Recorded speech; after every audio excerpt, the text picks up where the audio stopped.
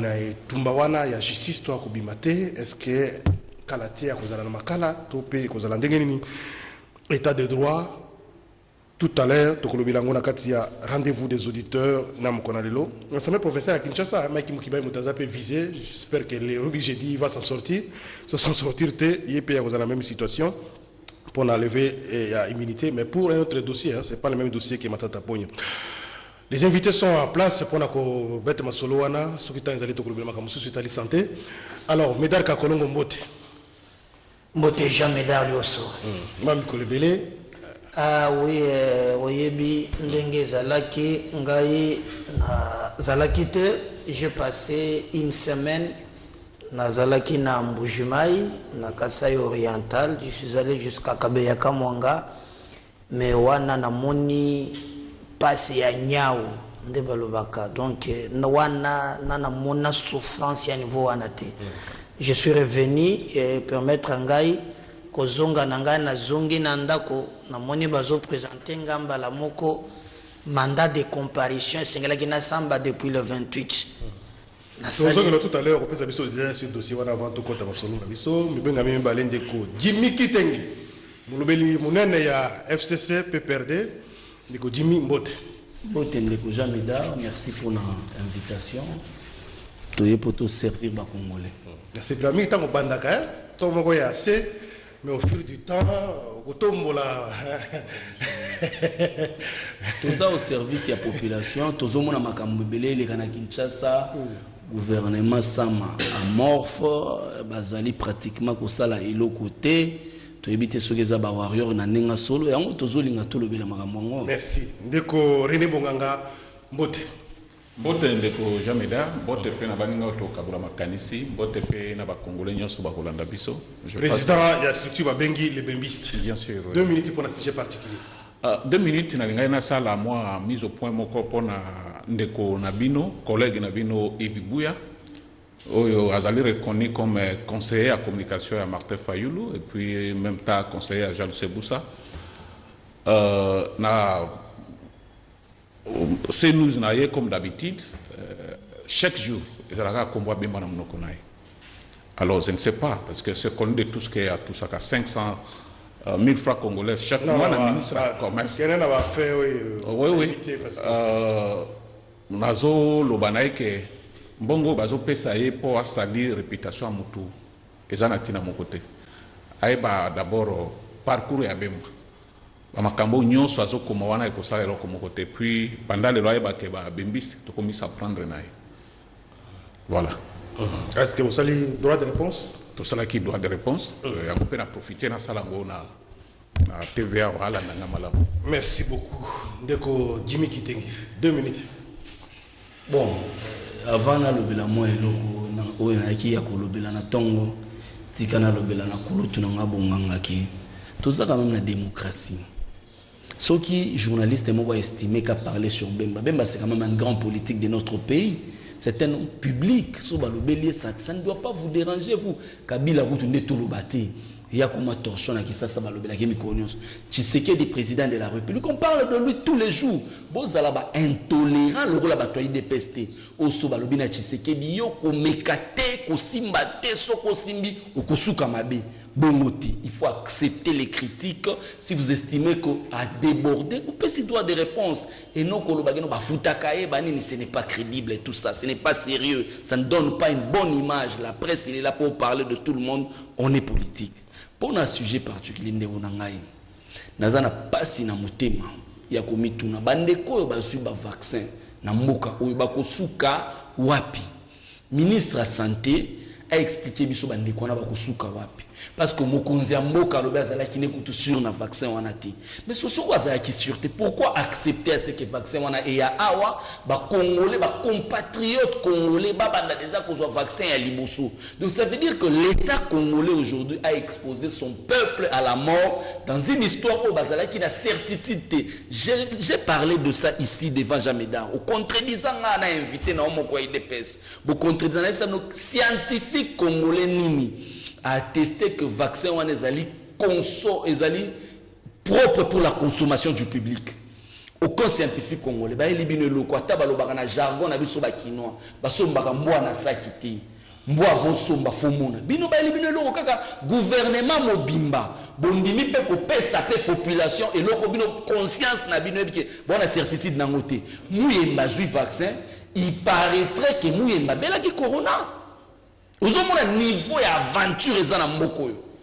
En tout cas, na sengi ba député. Ceux qui ba député na biso vous êtes sérieux encore. Vous avez encore le peu de crédit. Non, ça la contre-campagne pour le vaccin. Non, non ça la contre-campagne et loko wana zeloko ba population ba koki ko zo ya ngote. Pona nini parce que mokonzi o ya biso aloba za ki sir na ngote. Parce que nga jimi mutu pamba. Na yoki mokonzi ya nga dirijaka nga mikolonio so alobi ke eloko wana za sir na ngote. Mandimi ekota. Tant vous ça la contre-campagne. Nous avons l'incitation, puis ça va tenir sur le libre. Hollandaki, Ndekonanga Jameda, Hollandaki France 24, Hollandaki RFI, Hollandi TV5, Bango Balobike, propos à Mokonza Zali contre-campagne contre vaccin. C'est une contre-campagne polie. Alors il faut quoi appuyer non, mais il faut pas seulement quoi appuyer, mais il faudrait que rendre compte la population. Ce n'est pas normal que Boyede le Koza, Malam Mingite, AstraZeneca ou Yasala vaccin, alors bien azaki sur la vaccin AstraZeneca compagnie wana so comment beaucoup qui livrer population besoin 1 700 000 doses merci to la population au mawana nzala na ko boma bango likola vaccin AstraZeneca à mettre en doute vaccin mais ça qui produit il y a un traitement wana de babi ezali curatif donc amoni kiza nango efficacité mais pas mais efficacité mais quel est ce scientifique congolais o yazwa qui avance qu'on a kosala kotala test ya conformité à vaccin wana tout livre population na biloko wana teko oyo nyonso so démontrer incompétence na impréparation à IDPS. OMS sera validé déjà produit, je ne pense pas que ça peut faire encore l'objet, il y a doute sur le plan international. Ah bon? Donc, OMS a validé, mais Mossali et l'eau, quoi, l'objet qui est efficacité. Ça veut dire vaccin il y a deux choses. Allez-y, des comédiens, là-bas, il faut la vaccin. Moi aussi, na kozo kokabola une minute, il y a mbona loba na communication na moni Francis Kalombo asalaki, ça le vidéo sur Maya Ebembe. Pour na kotalisa ke ndeko wana akufina likambo ya vaccin si makopesa vaccin parti na biso Kongo en avant esengi banquette ouais banquette bayebisa biso en réalité qu'est-ce qui se passe. Il y a beaucoup de contours, chacun a une version tout autour ya vaccin et comme vaccin ezali ya idepesite ndende kwa zoloba awa ezali vaccin outil libanda bayenango awa mais nous voulons maintenant que basa la banquette oyo ezali vraiment mais je crois que le président de la République na elobeli na ye en tout cas il y a boire à manger tango zoloba ye moko par exemple que non ya tonaki okende ba metzo ko kende te kende ko kende te. Oui, tout passe par la communication et tout est communication. Il faut retenir à propos du chef de l'État, tout ce qu'il a retenu, c'est que la Union que ça ne présente aucun danger. Voilà. Et Mokonde a convaincu. Ah, voilà. Il dit que ça ne présente aucun danger. Oui, mais voilà. Mais nous voulons que Mbappé se dise vérité, comme les enquêtes. Parce que Baby Singaï, bateau bazalaki na hôpital ou na Djama, Mukolo, bazalaki à peu près 10 personnes. Selon la source Moko Nazanango, bazalaki à peu près 10 personnes. Mais le 10 Moko nde akufi. Maintenant, banquette qui est na suka bayebisa biso, pourquoi sur le 10 Moko akufi?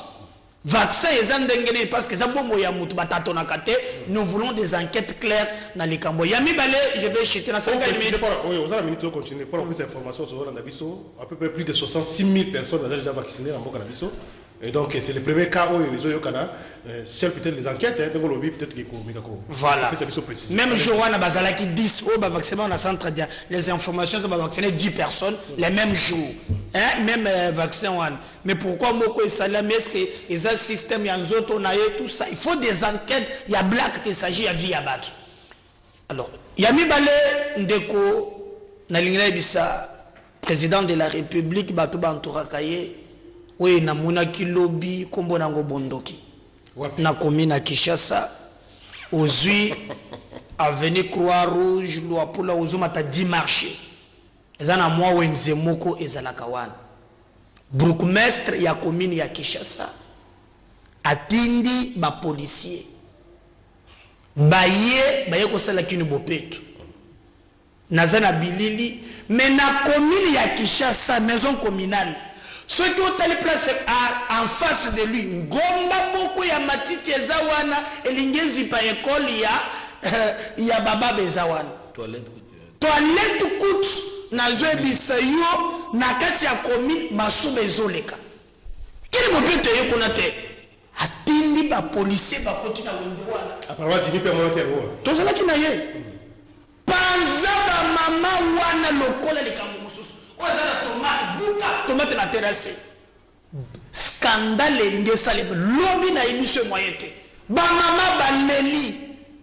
Tango toye po toyeko kutana na Jimmy. Ya zangina ba kumunga na commune na Kinshasa. To sali point to kei na ye tina bureau ya bourgmestre.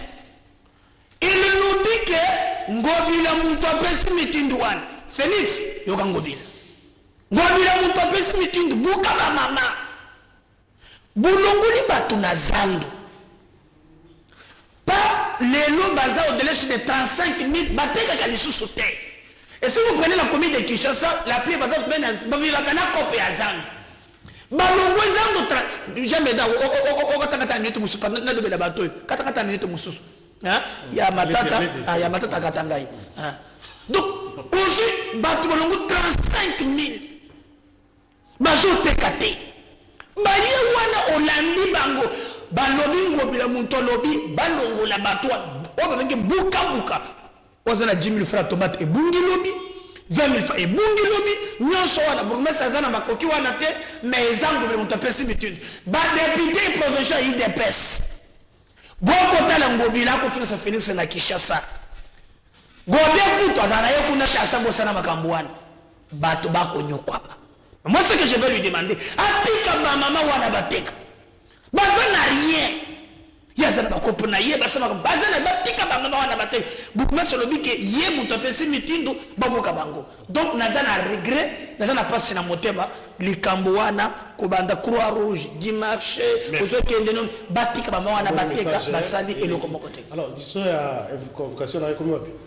Mandat d'amener. Rapidement 30 secondes. Donc mandat de comparution na ngai en tout cas, jusqu'à présent, avocat qui a eu des jours, balobi magistrat a un peu indisposé à Zananoute, mon avocat n'a pas qui mais ce que moi j'ai déploré, Zali, Boutindelenga a invitation te. Mbalamoko, RMP mandat de comparution. N'intention ni. Bobes peut na quatrième mairie bato bazonga kate. N'intention ni. Voilà côté vient avec les gagats. Kuna leo na kutimanda. Pona nini na dossier na lobelaka awa c'est long parce que les officialité. Makamwa na lobelaki ya mbongo $120 oyo ya aéroport, il paraît mosusu qui ndaka na compte de l'État et puis j'avais dit que nous batinda IGF a de quoi enquêter. Je n'ai pas confirmé. Il paraît depuis kala na lobaki toujours que même l'année monsieur le bosso pour babenga kinga pe na sakanya babenga kinga na kasumbalesa kutu bango batendelinga ba audio merci na zana ba audio na goche memao merci ndeko ande balobaki ezanga te mesdames ndeko René Bonganga matata ponyo dossier na yeto lobela ngonano parce que c'est intéressant comme la justice accusé plusieurs fois, tentative plusieurs fois pour relever l'immunité. Finalement, la dernière fois, ici, c'est le bureau qui a autorisé poursuite judiciaire contre l'ancien Premier ministre pour la Italie, indemnisation, victime, aéronisation, entreprise étrangère, il semble que Mbongo et Kotakana Libanga, il y a Matata Pogno, aussi ce qui à l'époque était le ministre de la Finance et ensuite le Premier ministre n'est pas accusé. Mais ce qui nous intéresse, c'est qu'à lever l'immunité. Mais déjà, dans le débat politique, débat dans les réseaux, dans les médias, c'est comme si le sort de Matata Pogno est déjà scellé. Observation, commentaires, pour la procédure, l'équipe à nouveau à Sénat, je trouve que c'est pour autoriser ce que justice a. Bon, merci beaucoup, Jean Médard. Mais la cause, moi, c'est ma. Pas avocat Yves Bouya. Congolais bayeba que ce qui communicateur FCC à côté la Yves Bouya, c'est parce que bah yebi makambo bazo sal. Ce n'est pas un secret, bah tu so ba yebi que Yves Bouya travaille na Mama Olive.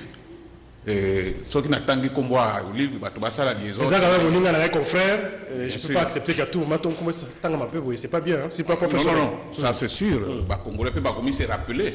Au Union Sobemba subit na régime na bango. C'est tout à fait normal. Ce qui va s'entendre comme Bemba tana lukuta pour na bango photo tikaka ka elubama et ça le mandenge mesani ndenge bango banda ko ça. Mais ce qu'on dit toujours ça la moins fort que non. Ce qui journaliste a lobby les cambo ils la crédible ils la yango mais ils la que sur base à 500 francs à ben ça comme moi. Il y a dans butu moya wa pona makambo IDP ça lobaka contre Kabila ouais zalité. Azarana droit il y a qu'on répondre pourquoi et puis il y a empêché. Donc c'est malheureux. Pour la makambo ya matata poyo, je pense que oyo ba sénateur ba sali ezali musala oyo batinda ya bango. Mais ça pose problème. Parmi se réunir deux fois. Mbali boso baboui, mbali balé bandimi. Est-ce que il y a eu des éléments nouveaux et convaincre bango? Mbali balé faut c'est le bureau hein. Mbali boso ça qui plénière, mbali balé c'est le bureau. À l'absence c'est un sénateur, donc comme le règlement lobby, ce qui va ça pose problème. Tous en union sacrée, ils ont pour faire plaisir à Moutou, mais il faut tout le monde makambo ezali. Pour beaucoup ezali à bisonyos. Bam plénière et boui, bureau, bah livré. Bon, qu'est-ce qui se passe? Et puis on a dit que plénière n'est la souveraine. Il y a les dossiers qui dossier moussous. On y balé, on va tout le monde à sous, qu'ils appellent dossier moussous. Bon. Ata kuna mwa yiki ezali mais soki totali ndenge bande kwana bakamba ki ekolo ezamwa passe mais to pesa te que non kei boye ezato pesa ka ba pression te tango ke kuna gozi. Mais pourquoi les gens ont tendance à croire déjà que Matata sort déjà scellé? Non on va s'embiter, non on va démontrer, non on va câbler, mais déjà c'est comme si jugement ça déjà rendu. Avant même elle a invité officiellement pour Renosamba. D'emblée, dans le régime à Matata Poyo, ou à Bandeko, je pense que Bangomo va dénoncer en gros, ce qui est professeur Luzolo. Alors que Bongo à l'état, Bandeko Bunga boui. Tozupé chef na Bango alors que Azalaki Lukani fils que 15 personnes. Pour Azoua, Basala, Moussala Malamo et Bandeko Zoate. C'est dur, il y a à boire et à manger dans cette histoire. Tu crois que commenter plus que de la justice, c'est un peu Moussala, bon après tu zonga ou apporter le Bango Malam. Voilà. Ndeko Jimmy Kitengi. Comment vous avez appris aussi décision du bureau du Sénat pour lever? C'est la surprise, c'est ça qui quoi? Merci pour na mutuna na yo mais na kozwa moi pétain ya kobale makambo monsieur Lobami awa. Ndeko nanga medar kankolonga lobi makambo vaccin ezali IDPS te muto na vaccin ndeko medar bo respecter peuple oyo. Vous respectez le peuple. Certes, tu es aujourd'hui sur le plateau défenseur de l'IDPS, mais respectez le peuple. Ministre et teni longondo vaccin qui na période naï, où il peut accuser des détournements, il y a des azamuto IDPS. Mokonzi Amboka, c'est le garant du bon fonctionnement des institutions, les magistrats suprêmes, le commandant suprême, chef de l'État. À l'obi, il a douté de ce vaccin. So, Toloba et Zanani, et Zayo Médard, comme moi, avant de gérer tous les IDPS, c'est l'IDPS qui est au pouvoir, c'est leur responsabilité. On va la défendre, on va rendre compte. Nakota la question à Matata, c'est de l'acharnement tout simplement. Régime à UDPS, Baligny, premièrement, candidat sérieux pour concourir en 2023. Moïse Katumbi, Baelaki, loi à Congolité, heureusement, l'auteur de la loi à Congolité, il s'est battu, il a fait le sale boulot pour la banque centrale. Il est très déçu. Lelo Moïse Katumbi ba attaquaki, Moïse Katumbi simbiti. Ba eko s'en prendre na matata tamponi parce que c'est un candidat sérieux et crédible. Il y a liboso ba sénateur ba confronta bango réalité que ceux qui bolingi bolanda mutu, IGF a sali rapport. L'IGF n'est pas Dieu. L'IGF peut aussi se tromper. Il faut qu'il y ait une confrontation entre les présumés accusés na IGF. Basa la PV bango mibale. Bah, sénateur dans l'ensemble, qui procédure on est qui busy. Mais le coup là, à tout prix, photo kangamatata, à tout prix. Bah, Kamati, bah, il y a un deuxième dossier. Deuxième dossier, on a Zeli KKR, parce que justice, aussi, la justice déjà tribalisée en haut. ministre de la justice, procureur près à cour constitutionnelle, président à cour constitutionnelle, procureur à cassation, tout espace géographique moko. Donc marmite de Kokambala. Justice c'est déjà tribalisé. Bazeli air, sénateur, bazate pour que débat et salema, basali sous deuxième dossier na bango. Mais moi je dirais au professeur Bahati Lukwebo, boîte à Pandore outi kufungola pour satisfaire les appétits égoïstes.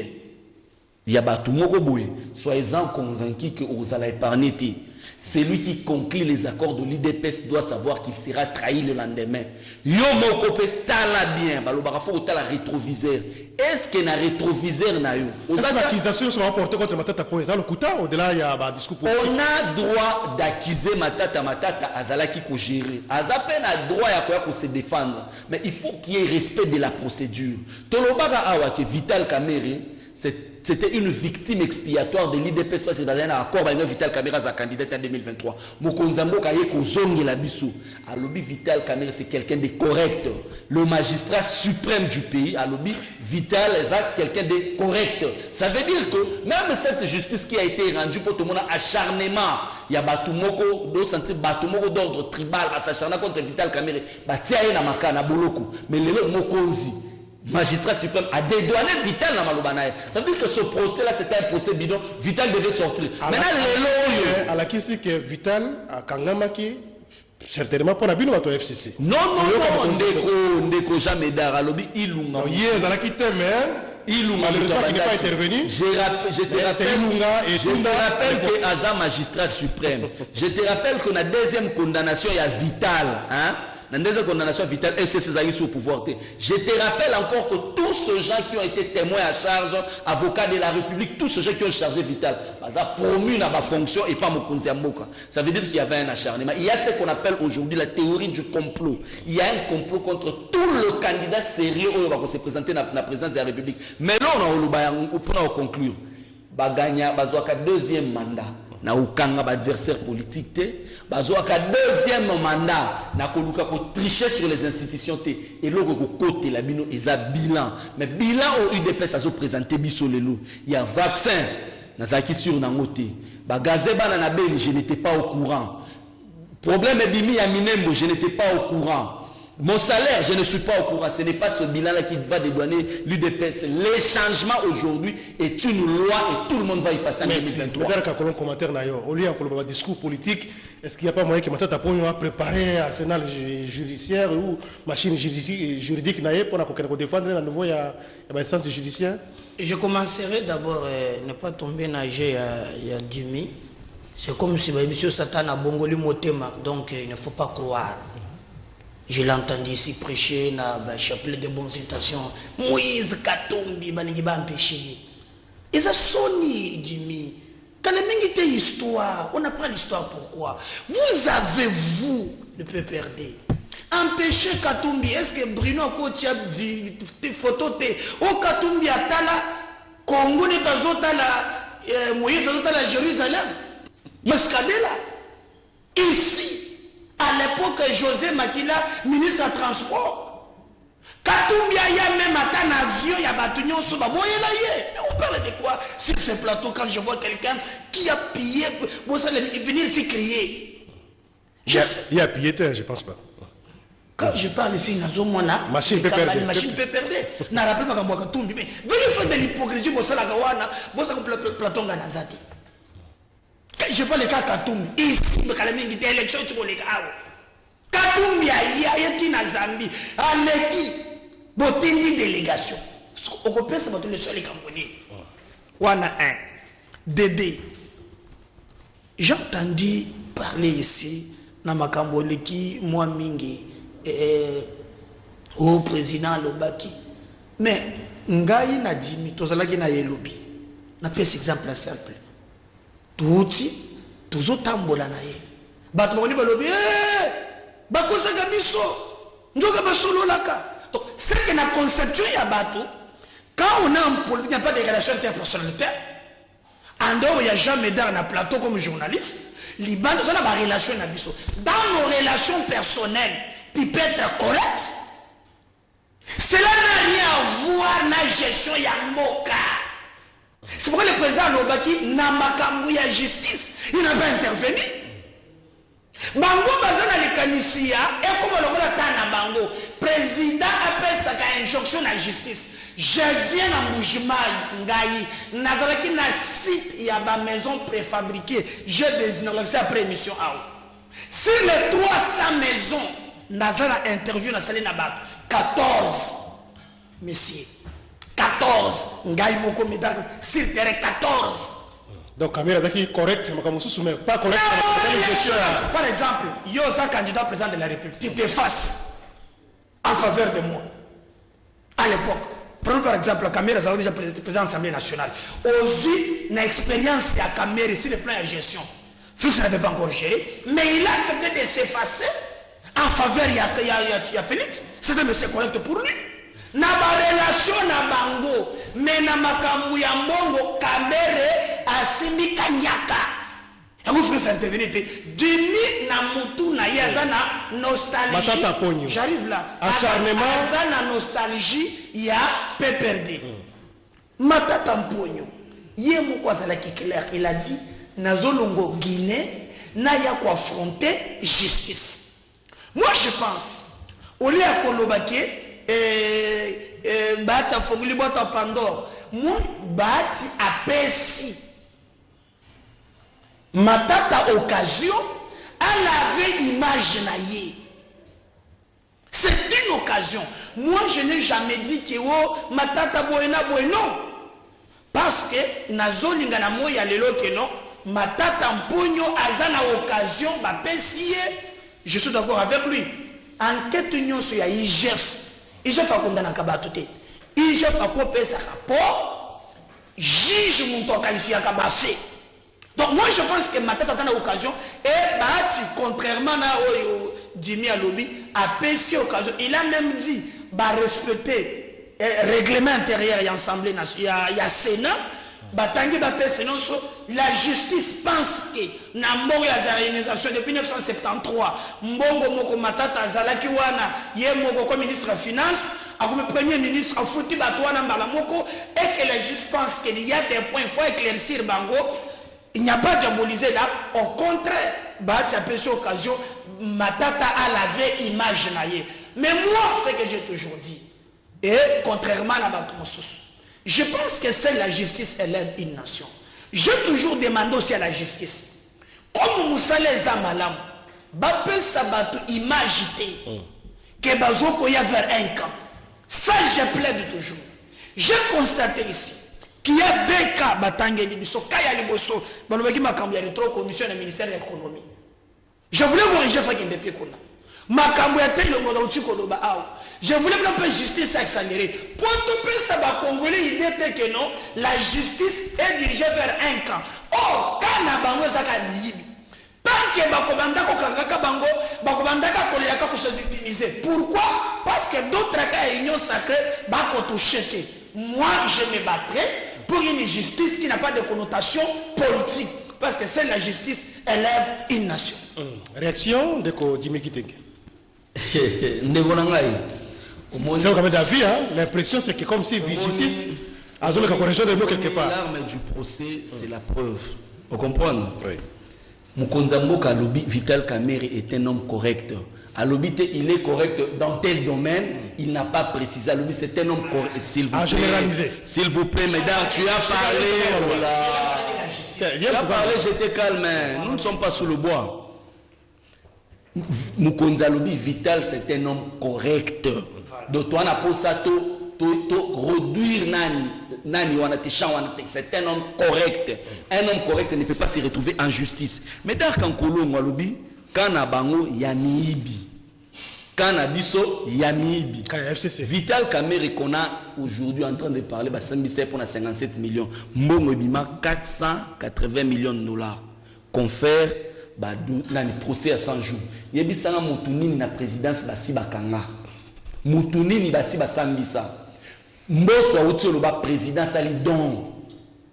Il y a Badji 27 millions de dollars. Mboso alobiango. Président le bezali montage financier. Oyoki IGF qui kuna ta la montage financier on basala bango ndengeni. Pendant que Mamba, pendant que Eliezer balobi makambo mususu. N'est-ce pas là c'est un détournement? Yebisanga le lozolo ba ignosa que vous avez cette majorité comment? Ça a dit tous ont voté en contrepartie na ba Jeep. Un autre député ignosa sacré lobby ba pèse sur $15,000 tout ça la lobby na kati parlement. Ça il y avait pas de justice. Justice c'est zaté na mboka oyo. C'est une oyo ba benga lobby pièce à théâtre on a marmite de Kokambala. Le roi est là afandi. Tout autour ce sont les membres de sa tribu qui prend la justice et bazo sandi sa mutu o balingi bazo s'acharner na mutu oyo balingi, il y a pas de justice. Tout le baso sous makambo oti koloba awa ndeko na ngai ba congolais baza bazo bata ba congolais baza bazo bata yozo tangela biso justice milice kingabwa bakani basambisa mutu wana yozo tangela biso justice outi na nani na kabe ya kamonga na souhaita que komati na mupompa soko komaki na mupompa enga ko sala bien olobi kuna problème ya li yoso yoka mukolonini maison civile ya mukonza moko sala ba inspection ba sala réunion na ba entreprise minière. C'est pour quelle finalité? Et biloko wana biso to lobaki justice ezali boni boyeko na lobi boye na zolo bango pe na insister lisusu Modeste Bahati Lukwebo que aujourd'hui ça c'est fait un ex du FCC soko fini kawana ya ba miibi il est le nôtre aussi Mbosso azaki muto FCC Sama zalaki muto FCC 50% des ministres membres de ce gouvernement ce sont des anciens du FCC au fini biso miibi au fini gouvernement na bino moko ya ba miibi donc faut luka oyo ba makambo nini oyo ba medaka nkolongo lelo na mboka oyo totika acharnement alors bi makambo Moïse Katumbi bino bopekisa donc vous avez combattu Kabila pour rien. Nos faiblesses, ma faiblesse, il y a régime Kabila et comme ma qualité na bino. Bosali mabe, bino pe bosala ki mabe. Bosali mabe, bino pe bosala mabe. Alors pourquoi nous avons combattu? Ce qui mabe na biso nyonso bino bozobela. Malamu na biso totonga ki banzela, tonani to sala ki ba réforme ba entreprise publique, to sala ki bino ko na atamo ko bokopiete. Malamu na biso za constitution yo salelaka. Ozoloba ba respecter ki procédure ba respecter parce qu'il y a une constitution. Wana bosalite yem sala réforme nini? Aussi boye nango à caractère social, à caractère yakobongisa mboka et l'autre côté. Vous nous copiez quel est le mal du régime Kabila? Ata bien moko régime Kabila boye copier. Alors arrêtez, c'est pourquoi j'ai dit continuez à copier notre mal, mais le changement devient une loi en 2023. Merci Ndeko Jimmy Kitenge Ndeko René Bonganga. Trouble mkemo justice parce que loko zo bank c'est mise à justice. Commission babengi moto convocation mandat d'amener ce que l'on dit moto sobanga mais daka kolongo mo tuko koloba pour dossier na yawa ko banga dossier monsieur Mike Mkeba yo non ba lever immunité nyonso wana c'est parce que tu as la confiance dans la justice. Qu'est faire pour que justice na biso ait sa confiance que attaque ba inviter yo ba convoquer yo on trouver un fait normal on sala belement ko samba super chose à la raison ba mission OK et ça attaque mbongo primer liboso et ça attaque ba pression politique primer liboso. Merci beaucoup Ndeko Jean-Meda nalandi mingi mais nazo sepela ke ba Congolo ba olanda biso na ndako ebele ba leki biso na maere soko tuni biso mutuna tozala accès na mutuna o tuni biso oli kambo tozolo basiko ezali makambo matata poyo bureau ya Sénat est autorisé à kende na justice nalandi ndeko conclusion ezali ke ezali acharnement nalandi pe ba elema oyo ndeko na ngai ka kolongo alobi mais loko na ngina yebisa ndeko eza pasi pe mawa pona mboko parce que ba pota oyo ba azokisa ba congolais nanu ekufite ça c'est le passé hein. Non attention Jameda soki azalaki mutu mususu akoki koloba ndeke pardon ko sala te lokola biso to salaki tomi se rendre compte que to salaki mabe. Mais basala ka effort ba reconnaître makambo wana te. Tiens, uti koloba ngo. Non, Joseph Kabila qui asala ki mabe ou apesha ki Moïse. Bo sala ngo lote. Et comme référence lelo parce que basala ki biso peut to sala. C'est pas normal. Non. Je pense que baloba pe que tout se paye ici-bas. Soki bango bandaka malamu balinga bazala ba exemplaire. Mais sikuyo est-ce que quand la matata poyo ce n'est pas bien. Est-ce que dossier matata oui dans le lancé pour tout avancer vous montrez que tout dans le contexte il y a caméra ils ont le quoi justice populaire marqué ben élément peut-être que ça y a monté parce que opinion a crié faut condamner tant que bazon péché Moïse zonga na mboka na ye ezalaki bien ezalaki justice. Tant que bazo boya bembalala na résidence na ye ezalaki bien ezalaki justice. tango bazo boma bato awa ezalaki bien ezalaki justice lelo nde baya balobaka acharnement non natangeli ye bafe te Kabila ye moko bando lokwa 15 personnes azwa bango te natangeli ye luzolo bambi alobaka mbongo bando yiba bango nyonso wana jamais da tela wana lobate bango zokata te nga ozokata ndenge nini ozomona makambo nyonso oyo batangi matata poyo asali wana abimisi mbongo afunta bato oyo mobuta azwaka biloko na bango bato yango bayaka kan basambaka wapi procès wana ezalaka wapi oyo autorisaki gouvernement afuta bango. Je pense à quoi peut s'abisso ba éclaircissement na makambo wana ke tala makambo bazolo baboye ezali lokuta boye vérité yango bonabo adwana kende pa caméra via lobby bonabo non le problème ezali sérieux que deuxième problème ba yebi biso pona matata poyo mbongo ya bimisaki afuta bato yo mobuta botra bango biloko vrai ou faux. Si c'est vrai ezalaki ndenge nini justice o kataka likambo wana oke condamnaki gouvernement congolais futa biloko wana ezalaki wapi esalemaki wapi ndeko ko de biso nango avant que le bakezali acharnement osomon ba biloko ba lobi ezali azokima yango kende ko lokuta biloko mususu non eza bien te bakoy ko embrouiller batuté osomon bakoy ko embrouiller batuté parce que ba cicatrice ezali nano donc ndeko soki ayi akoko lobande na mawake te soki bozo sala botika ka justice solo sala mais bon sala ndenge biso to sala kité pour les lots je pense que ezali acharnement te pona bango ndenge bazolanda matata toyebi mo toloba même oyo bakende ko bebisa mbongo na nzela oya matadi pardon bandundu oya bukanzalon est-ce ça lokuta mbongo na bali yango te toyebi ndenge nini makambo nyonso ezali mboka na biso nyonso toyebi donc ndeko batika kozwa courage koyaka wa acharnement bonabo batika justice ça musana yango soki ba monique ezali lokuta ndenge matata loba ke aya ko faire face na justice a présenter ba moyen na ye soka kozala innocent ata ba condamner injustement mais bato ba koyeba ke te ba condamner injustement te ba ko crier que non acharnement bonabo non il faut mais d'accord quoi réaction rapidement puis tous on va quelques appels. Moi je pense que na lingina na zongele de suso ndeko makambo lobia ezali grave. D'abord je l'ai entendu parler de tribalisme, mais si les gens sont allés, le plus tribal c'est lui. Matata mponi tozoloba awa azalaka premier ministre Moussouayili, Kabila président de la République Moussouayili. Ça fait quoi aujourd'hui? Au lieu de parler de la méritocratie sur ces plateaux, on continue à tribu. Et il ne fait que divulguer cette haine tribale. Ça fait quoi en plein 21e siècle? C'est un peu d'aider. Quand il parle, Makambouya régime Kabila, il y a pesé 10 000. Moi, Médard Kankolongo, s'il y a des ministres voleurs, je venais de parler, quelques ministres au Bazar Abado, c'est Bazar Union Sacrée. Tu ne me verras jamais, je prendrai part pour la mouille à l'Union Sacrée. Jamais. Ce qui est dit, Bango Bazar Bami, de l'Union Sacrée, Yebi Sangai, Ngamo qu'on a compris, ce pays n'appartient à l'Union Sacrée, ni n'a fait cesser, yo osa fait cesser Bobo. Mimoka, on est ensemble, Toto Molambo, mais Moutou Nyon soit causé là, quelle connotation n'a yo, Mouyedi à côté qu'à la Mouyedi, tu ne me verras jamais.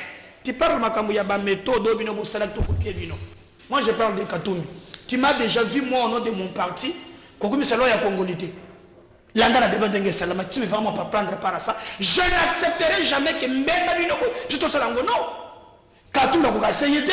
Mais à tu une élection. Tu parles de quoi sur ces plateaux? Je comprends, il parle de quoi? Loi ya Congolité, tu ne me verras jamais. Nandenge Bandi, Nandenge Sili, Nazala qui contre la Yango. Moi je pense que c'est le peuple qui tranche en démocratie, contrairement à vous. Donc je ne sais pas de quoi tu parles. Et aussi, je précise encore, Oulanda qui président bientôt. Président Lobaki. Makambo Komeli Kamere a côté pour intervenir pour la justice. On lui reproche de n'avoir pas intervenu. Quand tu dis qu'il n'a pas précisé, je ne sais pas te parler dans quel domaine. Parce que le président a dit dans l'interview à Lobby, on lui reproche de n'avoir pas intervenu dans le procès.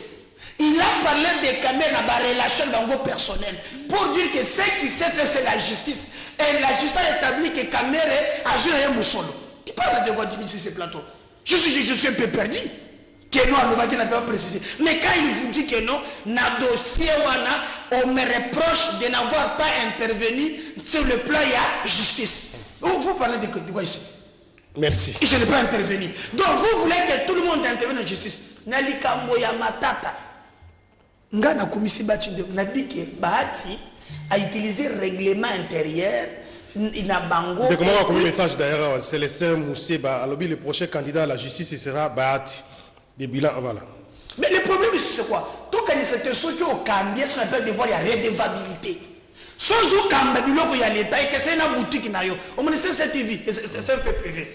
Kamba ndenge olingi liya ndenge olie mais soki ozokambela okambula matali yebaka ke lobi bakobenga yo opresente papa mbongo na biso awa ndenge okopesa mpe bamoyen na yo nete matata nga nakokondene pour le moment te na lobi bapesi occasion à présenter ba moyen de défense na ye tant on peut dossier reçu kana nous et qu'on souka pas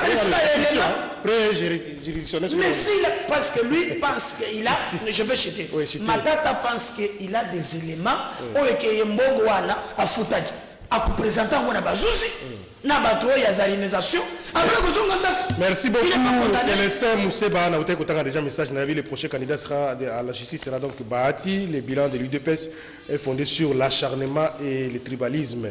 Maobile depuis Libanda Mboka Père le Vigimel Yebisa Jimmy na place ya Ganga Pamba Ayebisa Nano Shadari Nemi Atundu Kabila Basenga peuple pardon na ndenge baboma nyoso. Inspecteur ya IGF alekaki na Radio Top Congo alobaki que salaire naye est à 27 millions de francs congolais mais président azobanga nini pona yebisa biso salaire naye ngana alobaki 22 millions on dit alobi 27 millions alors ndeko ngi peut passer mon ke pona nomination ya gouverneur sika banque centrale du Congo Marmite de Kokambala juste une minute pour reprendre ça Marmite de Kokambala le roi est là les membres de sa tribu on nomme les membres de sa tribu donc pour na lobaboy ndeko nanga jamais d'art déjà pour na eloko ndeko lobi il y a makambo salaire à Mokonzamboka salaire à Mokonzamboka na loi de finances. C'est lui qui promulgue la loi de finances, c'est le chef de l'État. Mon loi, il y a un gouvernement discute à un conseil des ministres présidé par le chef de l'État. Et qu'il y a un parlement, il y a des chambres de l'équipe. Et il y a un président qui a promulgué la loi. Donc, si le président promulgue la loi, il y a un salaire n'a été. Ça veut dire que ce pays a un problème, a un sérieux problème. Nous n'avons jamais dans la dit calmement, nous avons Médard Kankolongo.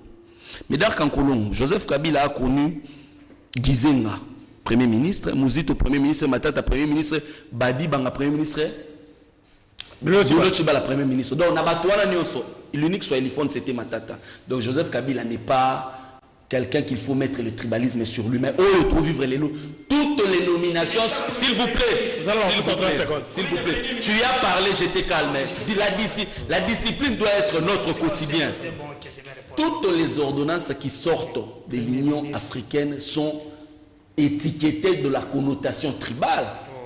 Zouanani, Cour constitutionnelle, ministère à justice, tout c'est pas la méritocratie. Méritocratie, le na Congo va commis connotation exclusivité. Il y a compétence dans la méritocratie, c'est un espace géographiquement con.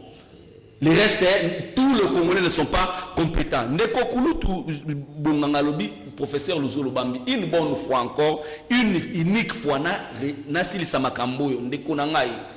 Luzolo Bambi a Lubaboui, a Lubate qui 15 milliards écoute à la poche à Batolobi, l'économie congolaise est basée sur l'informel. Ce qu'on sensibilise au lieu autant de nombre de bateaux cabine, nombre de mamans sur bâti, mais ça zote kabita bengu, bani na Kinshasa, au moins à millions. Mais bateau on a soit foutu à 500 francs, 1000 francs écoute à na poche à bateau, na chef de quartier, na commune, na on a nyoso. Ce qui va canaliser cette économie informelle, ça peut produire 15 milliards de dollars pour na Congo. Donc et lobby ce qui biso ne toana écolé 15 milliards depuis Bobandi budget na bino nanu na année mo mobiliser 3 milliards 500 millions depuis IDPC na pouvoir nanu ba mobiliser 3 milliards 500 millions ndeko na Médard Kankolongo na lobby te que na boyi Matata Samba na lobby yango te mais nous ne voulons pas cette procédure d'acharnement. La procédure, elle est biaisée, la procédure démontre l'acharnement. Il y a un autre zoboya. Ndeko na masudi toza honnête, tozo le belanga justice obi non ba ministre à union sacrée, sokoza na dossier na ko dénoncer bango. Ndeko na ngai nani Kankolongo. L'intitulé du programme 100 jours, les ali programme d'urgence de 100 jours du chef de l'État. L'unique responsable et comptable dans ce programme, son nom est affiché dans ce programme-là. Et par quelle magie Vital a été à Komaïko Samba? L'unique responsable moral et intellectuel, il y a programme Wana. Donc il n'est pas été Jean-Pierre Bemba a été poursuivi à la Cour pénale internationale. Jean-Pierre Bemba ne s'est jamais présenté en Centrafrique. Jamais ma colonie Komaki Kuna. Mais on l'a poursuivi. Pourquoi? Parce que c'est lui qui était le chef de la troupe du ML. C'est bien qu'il ait fondé la défense avec Samba. Mais pourquoi le Oyo? L'intitulé du programme est clairement on poursuit ma faibleté. Responsabilité hiérarchique. Ça veut dire que les lois qui justice ses alliés, c'est la justice n'est pas le acharnement. Dès qu'on René Bonganga, nous avons placé mon mouké pour gouverner la banque Yassika. Tout peut-être moi, cause à moi, ouf de soulagement, moi changement. C'est vrai que ouais, au Tikobima, on se apprécier, mais on s'en avec ma casse, on se dit qu'il y a à cause à dossier, on a bien été. Est-ce que c'était vraiment, il était vraiment temps? Il y a qu'à changer kuna. Premièrement, à propos de ko, ngai tribalisme na konda na yango. Mais allez loko e utaki pana bango d'abord. Nazo tanga ba kombo abatu, au contredire nga. Na cour constitutionnelle loi bazale katange. Pendant combien de temps? Non, laisse-moi le temps. Il faut mettre. Allez-y. Donc Jimmy, c'est là la CNDP, allez-y, donc René. Quel est rapidement tout ça? La cour constitutionnelle, Azaraki Luamba, Azaraki Katange. Procureur de la République, Numbi, Azaraki Katange. Numéro 1 à 1. Oh là là. C'est là, de continuer. C'est là. Mais, oui, Azaraki,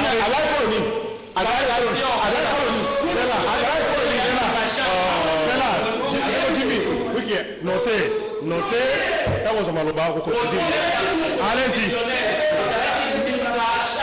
allez-y.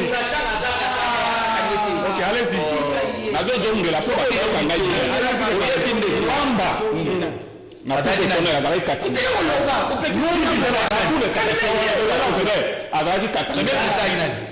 Caleb, numéro 1 à Azraï Katangé. Gouverneur de la Banque centrale. Oh, Katangé, Boni.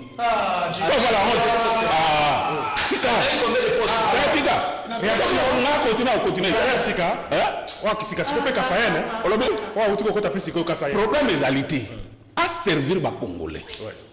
C'est ce qui est important. Vous comprenez? Ils ont besoin de la pending, ils vont faire qui? Ils ont besoin de la pending, ils vont faire qui? Tu as mal à l'aise que yo kaye après ça va laisser mon bouiller. Oh bango, ba coca qui a ta gosse. Ils vont faire les lois par rapport. Non, je ne peux pas dire boye na ko juger mutwana na musala wa kusala. Ce que ça lui pour la congolais ko za malamu. Merci. Voilà. Le commissaire Kakolongo. Réaction rapidement comme ça. Rapide. Je vous en prie. Ba ko mona tana lobby azopekisa ngai. Mais tango azuko ba babilo kokuna abanda jité. Les gars tatu yoka te. Mais moi je ne peux pas condamner ni Caleb pour Azalaki Moussoïl parce que Moussoïl c'est là. Ezala Moussoïl, ezala Mungal, ezala Mukongo, biso toza ba congolais. Bangonde. Tango argument esili babate maintenant na ba tribu mawana soni. Je dois lui rappeler, il parle de premier ministre. Oh, Kabila Noveki Matata. Tous les deux premiers ministres Félix, Mouloubaza, Moussoïl Mokosaya Zali. Ilukam, le commissaire Kassaye. Sama Lukondo Komi Kassaye. Lorsque oso perdre raison d'imi, au moins, il y a Bakassaye Mati, il y a Bakassaye Mati, oso perdre même la boussole. Je te parle que Matata Zalaki, Moussoïli, Kabila Moussoïli, toi tu me dis aussi que non, tu sais qu'il a nommé les deux premiers ministres, Sama Komi Kassaye selon lui. Matata Ilukam Komi Kassaye, Nasara Kaba débat ya bikoloté. J'ai fait débat ya. Mais ils ont inquiété, il faut qu'on reconnaisse quand même qu'ils ont inquiété. Ils ne tombent pas. Ils ont inquiété Bango. Ils ont inquiété opinion. Non, Bango, opinion. Tout le monde va à l'aise. Aujourd'hui, et moi je dis, on ne peut pas utiliser les mêmes méthodes qu'on a utilisées pour Bango, surtout changer tout pour Mboka de Bisso, et que le reste c'est ça Kakabadji. Nomination à gouverneur Sikawara, donc c'est bon. J'attends de lui, moi, Banome Batebele, le résultat. C'est ce que moi j'attendais. Bazou Azalaki Orbatindi na Arca comme président Akenda Kosalela Mboka, je pense que Azana Batou, bien le but toujours ceux qui ont cambi Mboka, devoir y a redevabilité, Azonga, à rendre compte à Salaki. Merci beaucoup. Merci Ndeko. Médard Kakolo Montozo a quelques appels rapidement. Allô, bonjour. Alors, Ndeko Médard, bonjour. Bonjour papa, comment on a nos biso wapi? Oui, Ndeko Médard depuis qu'il m'a séqué. Ça peut se l'inviter pour toi. Ndeko Landa, Ndeko René Gongangana, Kakolongo, Ndeko Labiso Dini, donc on a été, Bazaka la même cas. Donc, bango nyonso oyo ezaki continuité ya ce système yango ezo continue toujours na meseti lombo. Donc ezaka même système ezosaka na mboka na biso banda indépendance. Donc vraiment koyoka préparation nyonso, oui, tribalisme ezali na ngambo wana mpe ezalaki etraverse puisque ezalaki ngambo ya bashoiliforme ekomi sikoyo ya baluba. C'est comme ça les choses batalisa biso. Mais mpona kolandaka justice yene bato balobi ke non justice eza na ntango ya meseti lobo na nana eza kakolongo ifo yoka mwa soni koloba makambo wana moto agera nani ya seni bamillion de dollars aza libre bozotouche te omika kotuna ye nano ndeko nanga pourquoi ndenge bamashine oza koloba toza koloba na bamamashine 1900 basomaki boye mais lelo ntango oza na justice maboko me botuna ye quand même otuna ta kotuna pamba ta ite kaka agiakete okokoma teke bozokosasa soni okomika ndenge boza kola ta kabila quand même système okome système kodénoncer mais boza pouvoir le président de la République a ça, voilà, il y a aussi un mobile. Mais tout là, est-ce qu'il y a un mois à été à nous qui a répondu par on a 3 mois? Mais qu'est-ce qui se passe aussi fait? Merci beaucoup, Deko Kitsamutema. 080